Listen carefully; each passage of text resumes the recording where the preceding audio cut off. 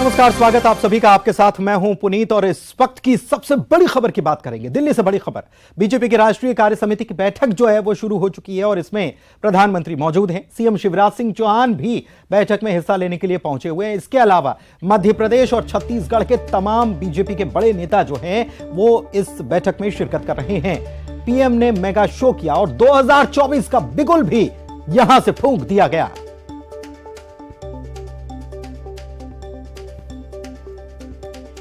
तो दिल्ली से बड़ी खबर आपको बता रहे हैं। बड़ी बैठक हो रही है और एक रोड शो किया गया प्रधानमंत्री के द्वारा और उसके बाद बैठक स्थल पर वे पहुंचे थे मध्य प्रदेश छत्तीसगढ़ के दिग्गज नेता मुख्यमंत्री शिवराज सिंह चौहान खुद यहां पर मौजूद हैं।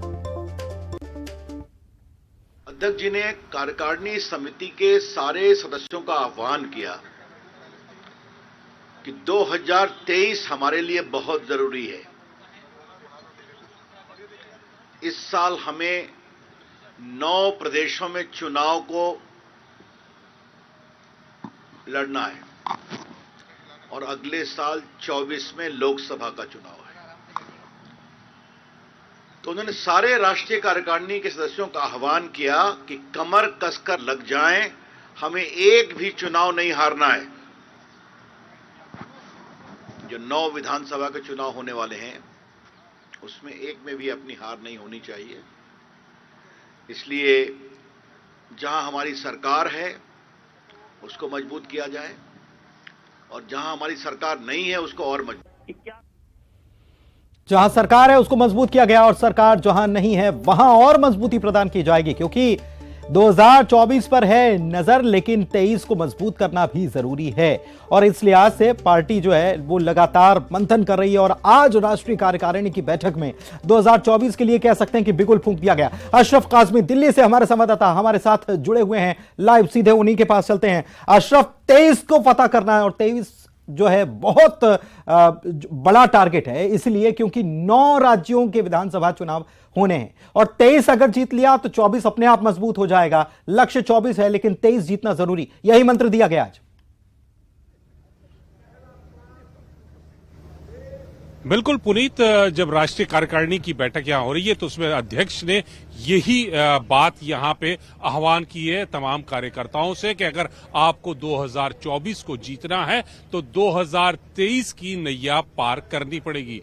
2023 में 9 राज्यों में विधानसभा चुनाव है और उसके लिए यहां पर आपसे कुछ देर पहले पूर्व केंद्रीय मंत्री रविशंकर प्रसाद आए थे और उन्होंने बताया कि अध्यक्ष ने भाषण में कहा है कि सभी कार्यकर्ता अपनी कमर कस लें, क्योंकि 23 अगर आप जीतेंगे तब आप 2024 में जीत हासिल करेंगे। तो 23 एक बड़ी चुनौती है, ये भी उन्होंने माना और कहा है कि इसी को जीत के लिए हमें जो कमजोर बूथ हैं, जो हमारे 72,000 हमने देश चिन्हित किए गए थे, लेकिन हमारी पहुंच जो है 1,30,000 बूथ तक हो चुकी है। हम वहां पहुंच गए हैं, पार्टी काम कर रही है, लेकिन उसके बावजूद हमें अपनी कमर को कस लेना है और इसी का आह्वान यहां पर आज किया जा रहा है। और यही कहा है कि हर तरह से केंद्र की जो गरीब कल्याण की योजनाएं हैं, जो पंक्ति में अंतिम पायदान पे खड़ा व्यक्ति है, केंद्र सरकार उसके लिए काम कर रही है। ये सब उपलब्धियां यहां पर गिनाई गई, कैसे कोविड में केंद्र सरकार ने काम किया, किस तरह से केंद्र सरकार ने काम किया और जो गरीब लोग हैं उन तक उनको योजनाओं का फायदा पहुंचाया, चाहे वो डायरेक्ट डीबीटी के जरिए हो या कोविड काल में मुफ्त राशन देना हो। तमाम योजनाओं को यहां पर गिनाया गया और ये ही योजनाएं आम लोगों तक पहुंचाने का आह्वान किया गया है। साथ साथ ये भी आह्वान किया गया है, लेकिन अशरफ 2023 मध्य प्रदेश और छत्तीसगढ़ दोनों के लिहाज से बहुत अहम है। एक राज्य में सरकार है, एक राज्य में विपक्ष में भारतीय जनता पार्टी है और पड़ोसी राज्य मध्य प्रदेश से लगा हुआ गुजरात बहुत उम्मीद दे गया, उत्साह भी दे गया, लेकिन उम्मीद अब 2023 में मध्य प्रदेश और छत्तीसगढ़ से ज्यादा बन गई है उत्साह के साथ। बिल्कुल पुनीत, देखिए यही बात यहाँ पर कही भी गई है कि जहाँ पर हमारी सरकार है हमें वहाँ और मजबूती के साथ अपनी पकड़ मजबूत करना है, और जहाँ पर नहीं है हमें वहाँ पर सत्ता में आना है। और साथ साथ गुजरात का उदाहरण दिया गया है जेपी नड्डा ने। उन्होंने कहा है कि जिस तरह से अभूतपूर्व जीत गुजरात के चुनाव में पार्टी को मिली है उससे सीखना चाहिए। कार्यकर्ताओं में जैसे काम किया, जिस रणनीति से काम किया, उसको दूसरी जो राज्य की इकाई है उसको अपनाना चाहिए और उसी के जरिए आगे नैया पार करनी चाहिए। जैसे गुजरात के पदाधिकारी हैं, कार्यकर्ता हैं, जो काम कर रहे हैं, उसी अंदाज में दूसरे जो राज्यों की इकाई है काम करना है और चुनाव में अभूतपूर्व जीत हासिल करनी है। इस बात का आह्वान यहाँ पे पार्टी के अध्यक्ष जेपी नड्डा ने किया है। जी ठीक है, बहुत शुक्रिया आपका अशरफ, इस तमाम जानकारी के लिए। चलिए बढ़ते हैं आगे और बात अगली खबर की करते हैं। एक और महत्वपूर्ण कार्यक्रम जो है आज से शुरू हो गया। राजधानी भोपाल में G20 समिट को लेकर थिंक 20 कार्यक्रम का आगाज आज हो चुका है। 2 दिनों तक चलने वाले विशेष थिंक 20 का सीएम शिवराज सिंह चौहान ने शुभारंभ किया।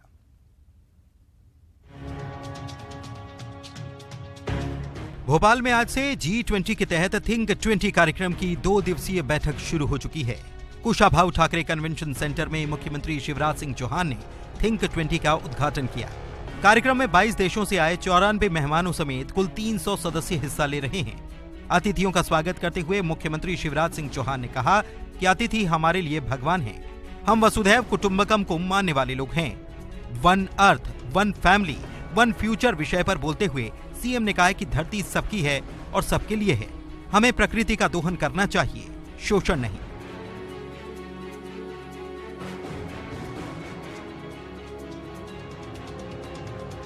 मुख्यमंत्री ने विकसित देशों का जिक्र करते हुए कहा कि उन्होंने भौतिक विकास के लिए प्रकृति का शोषण किया है। हमें साथ मिलकर पर्यावरण को सुरक्षित रखने में योगदान देना होगा। इसके बाद मुख्यमंत्री ने प्रदेश सरकार के द्वारा चलाई जा रही योजनाओं का भी जिक्र किया। सारा मध्य प्रदेश प्रसन्न है। आज आप यहां पधारे हैं। महिमा जो हमारा होता है वो जान से प्यारा होता है। वो थीम जिसका बार बार उल्लेख हुआ है, one earth, one family, one future. वास्तव में ये भारत का बहुत प्राचीन विचार है। हमारे यहां सेक्स रेशियो थोड़ा गड़बड़ा रहा था। हमने एक योजना बनाई मध्य प्रदेश में, लाडली लक्ष्मी योजना। सीएम शिवराज ने वसुधैव कुटुंबकम का जिक्र करते हुए कहा, यही विचार दुनिया को शांति की ओर ले जा सकता है। साथ ही सीएम ने कहा कि G20 नहीं बल्कि पूरी दुनिया एक साथ आए, ऐसा फोरम बने जिस पर दुनिया के सारे देश एक साथ खड़े हो जाएं।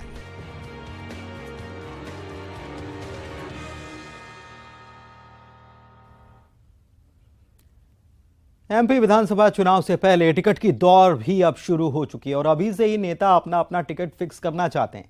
इसको लेकर विधानसभा क्षेत्र का दौरा करने से लेकर दावेदारी करने तक में जुटे हुए हैं। लेकिन पूर्व मंत्री और बीजेपी के वरिष्ठ नेता गौरीशंकर बिसेन ने तो छिंदवाड़ा से कमलनाथ के खिलाफ चुनाव लड़ने का तक दावा कर दिया और ताल वो ठोक रहे हैं, कह रहे हैं कि पार्टी टिकट तो दे। एमपी में इस साल होने वाले विधानसभा चुनाव को लेकर सियासत तेज हो चुकी है। सियासतदान अभी से ही चुनावी बिसात बिछाना शुरू कर चुके हैं। इस कड़ी में 70 प्लस के हो चुके पूर्व मंत्री गौरीशंकर बिसेन ने अपने एक बयान से सनसनी फैला दी है। उन्होंने पूर्व सीएम कमलनाथ को चुनौती दी है। पूर्व मंत्री गौरीशंकर बिसेन ने छिंदवाड़ा से चुनाव लड़ने की दावेदारी ठोकी है। बीजेपी हमेशा ये आरोप करती है कि कमलनाथ जी के खिलाफ चुनाव नहीं लड़ाती किसी स्ट्रांग कैंडिडेट को। आप तैयार हो क्या उनके खिलाफ जाने के लिए चुनाव लड़ने? भारतीय जनता पार्टी का नेतृत्व जिस सर्वमत निर्णय लेंगे और मुझे कहेंगे गौरीशंकर चुनाव लड़ना है तो मैं जरूर लड़ूंगा। गौरीशंकर बिसेन के बयान पर कांग्रेस ने पलटवार किया है। कांग्रेस का कहना है कि वो 70 प्लस के हो चुके हैं, इसीलिए उनका टिकट कट रहा है। देखिए, कमलनाथ जी के कारण, उनके प्रभाव के कारण भारतीय जनता पार्टी की गुटबाजी सतह पर है। जब 70 प्लस के होने के कारण उनका टिकट कट रहा है तो वो कमलनाथ जी के नाम पर अपनी राजनीति बचाना चाहते हैं और अपनी भतीजी को लड़ाकर परिवारवाद को भी दिखाना चाहते हैं। खैर, भाजपा में परिवारवाद की जड़ें बहुत गहरी हैं। इस बात को बिसेन साहब के इस बयान से समझा जा सकता है। हालांकि बीजेपी का कहना है कि हमारे यहाँ कौन कहां से चुनाव लड़ेगा ये बीजेपी में पार्लियामेंट्री बोर्ड तय करेगा। भारतीय जनता पार्टी में कौन कहां से चुनाव लड़ेगा ये हमारी पार्लियामेंट्री बोर्ड तय करती है, एक बात। दूसरी बात, भारतीय जनता पार्टी में सदैव से युवा नेतृत्व को सही दिशा देकर उनको समय समय पे हमने तराशने का काम भी हमारे संगठन ने किया है।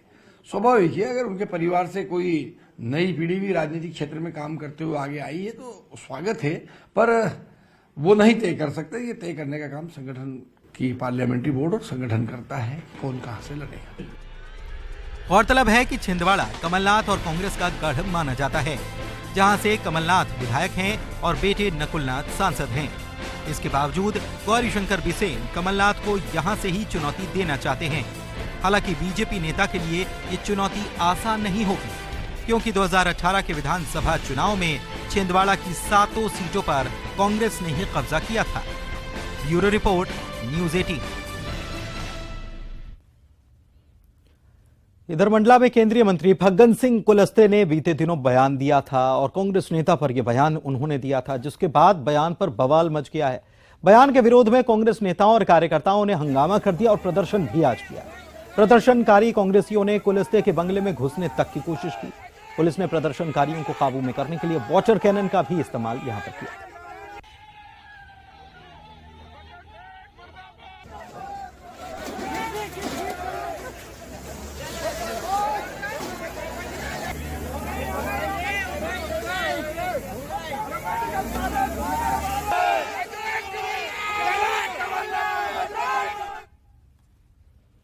इधर सतना में जनप्रतिनिधियों के प्रोटोकॉल का लगातार उल्लंघन हो रहा है। कभी कांग्रेस समर्थित जनप्रतिनिधियों को सरकारी कार्यक्रम में मंच नहीं मिल पा रहा, तो कभी कांग्रेस विधायकों को जगह नहीं मिल पा रही। लेकिन ताजा मामला बीजेपी समर्थित जिला पंचायत सदस्य का है। दरअसल जिला पंचायत सदस्य पूजा गुप्ता का नाम शिलालेख में नहीं देखकर बीजेपी मंडल अध्यक्ष सूरज गुप्ता भड़क गए। सूरज गुप्ता उनके पति भी हैं। सुनिए बीजेपी मंडल अध्यक्ष ने क्या कुछ कहा है। लेकिन इससे अच्छा मैसेज नहीं जा रहा। के अंदर कभी कोई कार्यक्रम होता है तो माननीय जिला पंचायत अध्यक्ष जिसमें मैंने कहा था कि 5 जिला पंचायत सदस्यों का नाम लिखा रहता है, एक पूजा सूरज गुप्ता का नाम नहीं लिखा रहता। क्यों नहीं लिखा रहता मैं नहीं जानता इस बात को, लेकिन आज मेरे जिला पंचायत क्षेत्र में यह कार्यक्रम है और उस पत्थर में नाम नहीं है। दुख इसलिए है कि अन्य जगह लिखा रहता है। इस बात को जरा ध्यान रखिएगा, क्योंकि ये स्थानीय यहाँ पे कार्यक्रम हो रहा है तो यहाँ पे जनपद सदस्य का भी नाम होना चाहिए था, यहाँ पे सरपंच का भी नाम होना चाहिए था, यहाँ के मंडल अध्यक्ष का भी नाम होना चाहिए था। और अगर इस तरह की गलती दोबारा होगी तो मैं क्षमा नहीं करूंगा। पर ध्यान रखिएगा एमपीआरडीसी के लोग।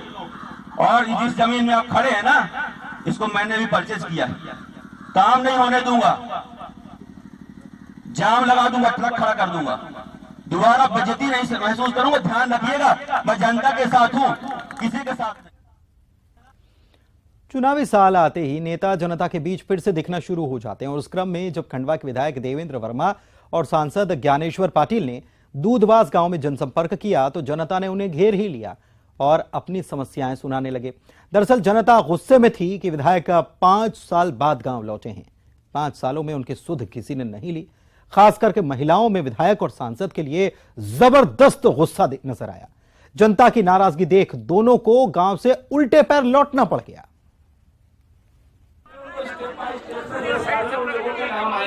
और आप जो लोग नाम लिखा रहे हैं, आप लोगों के नाम की जांच हम आजकल में करवा देंगे।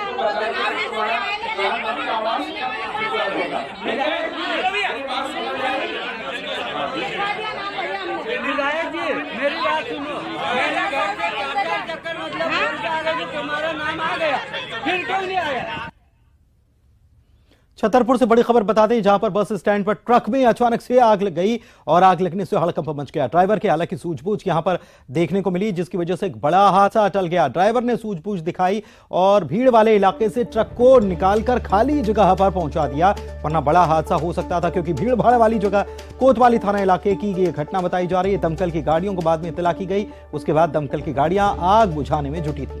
लेकिन अगर ड्राइवर सूझबूझ नहीं दिखाता या एक प्रकार से उसने रिस्क भी लिया, अपनी जान को भी उसने खतरे में डाल दिया, क्योंकि ट्रक में आग लगी हुई थी और इसी दौरान आग लगे हुए ट्रक को ही उसने बस स्टैंड पर ये खड़ा हुआ था और वहां से हटाकर एक खाली जगह पर ले गया और उसके बाद इसको छोड़ा। अगर ये बस स्टैंड इलाके में अगर ये आग लगती तो और ज्यादा नुकसान भी हो सकता था, भीड़ भाड़ वाला इलाका, लेकिन ड्राइवर ने सूझबूझ दिखाई जिसकी वजह से एक बड़ा हादसा टल गया। भीड़ वाले इलाके से हटाकर ट्रक को खाली जगह पर ले जाकर खड़ा कर दिया। कोतवाली थाना इलाके की यह घटना है। दमकल की गाड़ी को बुलाया गया, इत्तला की गई और उसके बाद आग बुझाने में दमकल की गाड़ियां जुटी हुई हैं। नरेंद्र हमारे संवाददाता हमारे साथ फोन लाइन पर जुड़े हुए हैं, उनसे बात करते हैं। नरेंद्र, किसी प्रकार की कोई जनहानि की तो खबर नहीं, क्योंकि यहां तो ड्राइवर की तारीफ भी करनी होगी कि उसने लोगों की जान को बचाने के लिए खुद की जान को न केवल खतरे में डाला बल्कि जलते हुए ट्रक को वो दूसरी जगह ले गया बस स्टैंड से और वहां जाकर इसको रोका उसने। देखिए, बिल्कुल पुनीत जी, आपके ने सही गौर फरमाया है। जिस तरीके से इस पूरे हादसे में ड्राइवर ने, जो ट्रक का चालक है, उसने जो सूझबूझ दिखाते हुए और अपना जो साहस दिखाते हुए ट्रक में जो आग लगी हुई थी, वो भीषण लपटों से ट्रक आग की लपटों से घिरा हुआ था और अपना साहस का परिचय देते हुए साथ में सूझबूझ दिखाते हुए ट्रक को भीड़ भाड़ वाले इलाके से, यानी बीच बस स्टैंड की घटना है और यहाँ से बस स्टैंड से भीड़ भाड़ वाले इलाके से ट्रक को निकालकर वह खुले मैदान में जाकर ले जाता है। जैसे ही लोगों ने ट्रक को रोड पर चलता हुआ देखा और ट्रक में चारों तरफ से भीषण आग की लपटों में घिरा हुआ था, जैसे कि टीवी स्क्रीन पर दर्शक देख पा रहे होंगे कि किस तरह से ट्रक आग की लपटों में घिरा हुआ है। और इस हादसे के बाद जो डराने वाला हादसा था और चारों तरफ अफरा तफरी का माहौल था और उसके बाद भी साहस दिखाते हुए ड्राइवर ने भीड़ भाड़ वाले इलाके से किसी भी तरह से ट्रक को निकालकर खुले मैदान में जाकर ले गया। वहां पर जो दमकल की गाड़ियां हैं, सूचना पर वह पहुंची और आग पर काबू पा लिया गया है। चलिए, बहुत शुक्रिया आपका इस जानकारी के लिए। जबलपुर से प्रकाशित पंचांग से कांग्रेस उत्साहित है। पंडित बाबूलाल चतुर्वेदी का भुवन विजय पंचांग कांग्रेस को मजबूत बता रहा है और कांग्रेस को पहले से ज्यादा मजबूत होने की भविष्यवाणी उन्होंने कर दी है। पंचांग में पार्टी की भविष्यवाणी से कांग्रेस में काफी जोश है। जो भविष्यवाणियां करते हैं वो कोई वैज्ञानिक भविष्यवाणियां नहीं होती हैं। इसमें जो भविष्यवाणी जो करता है उसका अनुसंधान छुपा रहता है और जो भविष्यवाणियां होती हैं उसमें उसका एक आध्यात्मिक तप बल के कारण वो भविष्यवाणियां करता है। जहां तक ग्रह नक्षत्रों की चाल देख करके भविष्यवाणियां जो हम करते हैं तो उसमें देखा जाए तो कांग्रेस की जो राशि है वो मिथुन राशि है और मिथुन राशि के से इस समय पर जो शनि का प्रभाव है वो 18 तारीख से समाप्त हो गया है। मिथुन राशि पर अढ़ैया शनि का प्रभाव था। जहां तक देखा जाए कि मध्य प्रदेश के जो पूर्व मुख्यमंत्री हैं कमलनाथ जी, उनकी पत्रिका में भी जो अढ़ैया शनि उनका चल रहा था, क्योंकि उनकी मिथुन राशि थी, तो वो भी 2.5 साल का था, वो भी उनका 18। देखिए, ये जबलपुर से प्रकाशित होने वाला भुवन विजय पंचांग है, जिसमें मतलब मध्य प्रदेश का प्रतिष्ठित पंचांग है जो पंडित बाबूलाल चतुर्वेदी पंचांग के नाम से प्रसिद्ध है। कांग्रेस की सरकार को ऐसा जनादेश मिलेगा जिसकी कल्पना नहीं की गई होगी और ये ज्योतिष की जो है वो गणना के आधार पर इस पंचांग में ये व्याख्या की गई है और हिमाचल प्रदेश में भी इसी तरह की व्याख्या इस पंचांग में भविष्य के आधार पर की गई थी। तो पंचांग में कांग्रेस के सशक्त होने की भविष्यवाणी हो गई है और इस पर बीजेपी के प्रदेश मंत्री रजनीश अग्रवाल कह रहे हैं कि अलग अलग की गई भविष्यवाणियों में बीजेपी सशक्त और जनाधार वाली पार्टी के रूप में उभर रही है। ज्योतिषाचार्यों की राय में बीजेपी का लगातार जनाधार बढ़ता हुआ नजर आएगा। विवेचना करने का काम ज्योतिषियों का है और तमाम ज्योतिषियों ने अलग अलग प्रकार की भविष्यवाणी कर रखी है, लेकिन बहुतायत में जो भविष्यवाणियां हुई हैं, अगर केवल हम इसी तर्ज पर बात करें तो वो भारतीय जनता पार्टी के पक्ष में है, भारतीय जनता पार्टी के जनाधार बढ़ाने के पक्ष में है, भारतीय जनता पार्टी की सरकारों के द्वारा जन कल्याणकारी योजनाएं तेज गति से चलाए जाने के पक्ष में है, मोदी जी के नेतृत्व में सक्षम समर्थ भारत की भविष्यवाणियां हैं, मोदी जी के नेतृत्व में तमाम प्रकार से भारत दुनिया में धाक और साख। और चलिए अब देखते हैं 25 सेकंड में खबरें। G20 के थिंक 20 कार्यक्रम का भोपाल में आगाज। One earth one family one future पर हुआ मंथन, मेहमान नवाजी से खुश मेहमान। G20 सम्मेलन के तहत थिंक 20 कार्यक्रम में भोपाल आए विदेशी मेहमानों को भाया शहर, विदेशी मेहमानों को परोसा गया देसी व्यंजन। खंडवा में बीजेपी सांसद और विधायक को ग्रामीणों ने घेरा। पीएम आवास और मनरेगा में काम नहीं मिलने से थे नाराज। सोशल मीडिया पर वीडियो वायरल। ग्वालियर में एससी एसटी और ओबीसी समाज ने अपनी 5 सूत्रीय मांग को लेकर कलेक्टर कार्यालय का किया घेराव। 27% ओबीसी आरक्षण लागू करने की मांग। ग्वालियर में बीएससी नर्सिंग सेकेंड ईयर परीक्षा रोक मामले को लेकर हाईकोर्ट की ग्वालियर बेंच में हुई सुनवाई। 27 जनवरी को मामले की अगली सुनवाई। केंद्रीय मंत्री फग्गन सिंह कुलस्ते के विवादित बयान पर मचा बवाल। कांग्रेस नेताओं और कार्यकर्ताओं ने किया हंगामा प्रदर्शन। कुलस्ते का पुतला दहन करने को लेकर पुलिस से हुई छीनाझपटी। मुरैना में बीजेपी नेता के घर पर फायरिंग करने वाला एक और आरोपी गिरफ्तार। 10,000 का इनामी आरोपी लखन जाटव गिरफ्तार। 30 दिसंबर को बीजेपी नेत्री के घर पर साथियों के साथ की थी फायरिंग। रीवा में सिलेंडर फटने से मां और बेटी की मौत। खाना बनाने के दौरान ब्लास्ट। घटना का कारण पता लगाने में जुटी पुलिस। एमपी में प्राथमिक शिक्षकों की भर्ती प्रक्रिया शुरू। 15,000 से ज्यादा पदों पर भर्ती। 18 जनवरी तक चलेगी सत्यापन की प्रक्रिया। बैतूल के भैंसदेही ब्लॉक के केरपानी गांव में शासकीय स्कूल से शराबी शिक्षक का वीडियो वायरल। हर रोज शराब के नशे में स्कूल आता है शिक्षक। आदिम जाति कल्याण विभाग के अधिकारी ने दिया जांच का भरोसा।